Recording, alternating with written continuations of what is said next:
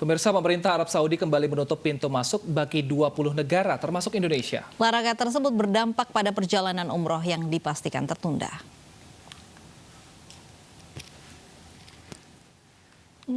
Larangan masuk sementara terhadap 20 negara ke Arab Saudi berlaku sejak kemarin. Indonesia termasuk dalam 20 negara yang dilarang masuk Arab Saudi. Namun bagi diplomat dan tenaga kesehatan dari negara yang ditangguhkan tetap diizinkan masuk ke Arab Saudi. Bahwa Kementerian Dalam Negeri Arab Saudi telah mengumumkan ada 20 negara termasuk Indonesia untuk sementara tidak diperkenankan masuk ke negara Arab Saudi. Dengan itu maka seluruh keberangkatan umroh mulai tertanggal hari ini tanggal 3 Februari 2021 untuk sementara ditangguhkan mengikuti aturan dan juga regulasi Arab Saudi. Otoritas Arab Saudi mencatat ada 368.000 kasus COVID-19 dengan 6.400 kasus kematian. Angka ini menjadikan Arab Saudi memiliki kasus tertinggi COVID-19 di antara negara-negara Teluk. Larangan masuk Arab Saudi ini berdampak langsung terhadap pemberangkatan jemaah umroh Indonesia. Tim Liputan, Ainus melaporkan. Kita bergabung dengan Nadia Raisa di salah satu biro haji dan umroh di kawasan Otista, Jakarta Timur. Nadia, bagaimana respon dari pengelola biro haji menanggapi ini adalah larangan untuk umroh Indonesia begitu di Arab Saudi secara sementara? Wilson, menurut informasi yang kami dapatkan di tempat saya melaporkan yaitu di Maktur Travel yang merupakan biro umroh dan juga haji, ini menurut dari Ketua Dewan Pembina Forum 1 atau silaturahmi antar travel dan haji berserta Presiden Direktur Maktur Travel Fuad Hasan Al-Masyhur mengatakan bahwa tentunya larangan bagi Indonesia masuk ke Arab Saudi ini berdampak terhadap terjadinya penurunan yaitu hingga mencapai 90%, dan menurut pantauan kami juga untuk hari ini tidak banyak orang yang datang ke Maktur Travel ini, dan tadi ada beberapa 1 atau 2 orang, tetapi kami juga tidak dapat memastikan karena mereka tidak memberikan keterangan apakah akan mendaftar ataukah meminta kejelasan tentang keberangkatan dan sebagainya. Selain itu juga Bapak Fuad Hasan Al-Masyhur sempat mengatakan bahwa pihak pemerintah juga belum memberikan perhatian khusus bahkan sebelum dari Arab Saudi memberikan larangan, yaitu sejak COVID-19 ini atau pandemi ini berlangsung. Oleh karena itu ia mengharapkan agar pemerintah dapat memberikan upaya-upaya yang konkret bagi bisnis penyelenggaraan umroh dan juga haji untuk tetap dapat bertahan. Apalagi bisnis ini menyangkut menyangkut banyak orang, yaitu hingga ribuan lapangan pekerjaan di dalam bisnis ini. Selain itu juga ada biaya yang cukup tinggi yang harus dikeluarkan bagi calon jemaat, yaitu misalnya saja untuk umroh itu ada sekitar 20 hingga 60 juta rupiah yang harus dikeluarkan, sementara itu untuk biaya haji totalnya bisa mencapai hingga $8.000. Ya, Wilson dan juga Lofi.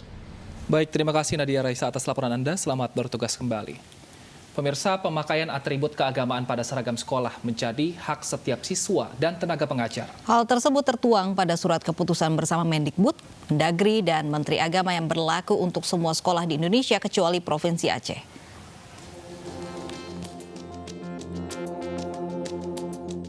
Putusan bersama 3 menteri soal pakaian seragam tanpa atribut agama secara sah ditandatangani oleh 3 menteri, Mendikbud, Nadiem Makarim, Mendagri, Tito Karnavian, dan Menak Yakut Holil Kaumas.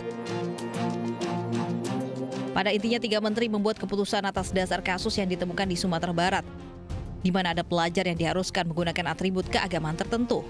Mendikbud secara tegas menyatakan baik peserta didik dan tenaga pendidik berhak memilih atribut seragam mereka. Sekolah memiliki peran yang penting dalam menjaga eksistensi ideologi negara kita, yaitu Pancasila, Undang-Undang Dasar Negara Republik Indonesia tahun 45, dan keutuhan Negara Kesatuan Republik Indonesia. Dan yang kedua adalah bahwa sekolah dalam fungsinya untuk membangun wawasan, sikap, dan karakter para peserta didik harus memelihara persatuan dan kesatuan bangsa, dan membina dan memperkuat kerukunan antar umat beragama. Sementara Kemendagri akan mengawasi berjalannya putusan 3 menteri ini. agar peraturan di daerah yang sebelumnya yang mengandung unsur intoleransi bisa cepat dievaluasi. Oleh karena itulah perlu untuk dirawat dan dijaga dalam rangka mewujudkan cita-cita pendiri bangsa kita, para founding fathers, yaitu mendirikan negara kesatuan Republik Indonesia yang plural dan bineka.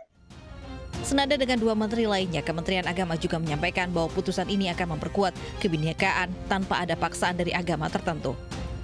Menghormati perbedaan dan memberi ruang orang lain untuk berkeyakinan, mengekspresikan keyakinan, dan menyampaikan pendapat, menghargai kesetaraan, dan mau bekerja sama. Kemudian harmonisasi umat beragama dapat tercapai jika masyarakat terlindungi hak sipilnya dan hak beragamanya sesuai dengan arah kebijakan penguatan moderasi beragama dalam RPJMN 2020-2024. Sementara putusan ini akan berjalan di seluruh provinsi daerah terkecuali Aceh dengan kekhususan berdasarkan perundang-undangan terkait pemerintah Aceh. Dari Jakarta, Hasbiullah Anyus melaporkan. Kalau kamu punya suami berkumis, pertahankan. Fik dia lele, bukan buaya. Bisa kemudian barang bukti cuma difoto, kemudian diperlihatkan di kamera, itu nggak bisa, Pak ya? Windagelan gitu. Windagelan namanya.